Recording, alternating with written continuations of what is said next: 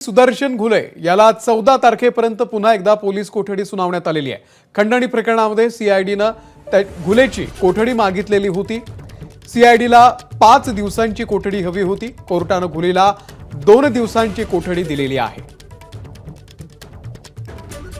तर सुदर्शन घुले याला 14 तारखेपर्यंत पुन्हा एकदा पोलीस कोठडी सुनावण्यात आलेली आहे।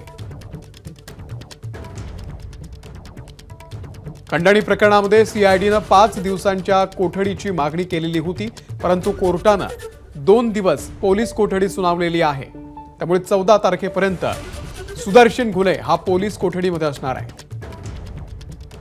गोविंद शेळके या संदर्भातले अपडेट आपल्याला देतील। गोविंद, अमोल, आपल्याला माहिती आहे की सुदर्शन घुले हा प्रमुख आरोपी आहे संतोष देशमुख हत्या प्रकरणातला। त्याचा संदर्भातला जो काही तपास आहे तो आता न्यायालयीन कोठडीमध्ये पोहोचलाय। त्याला जेलमध्ये बंदिस्त करण्यात आलं होतं। आता मात्र खंडणी प्रकरणामध्ये, म्हणजे आपल्याला आठवत असेल तर संतोष देशमुख हत्या प्रकरणामध्ये खंडणीचा गुन्हा दाखल झाला होता आणि त्या प्रकरणामध्ये एकूण 3 आरोपी होते, ज्यात विष्णू चाटे, वाल्मिक कराड आणि तिसरा आरोपी सुदर्शन घुले होता।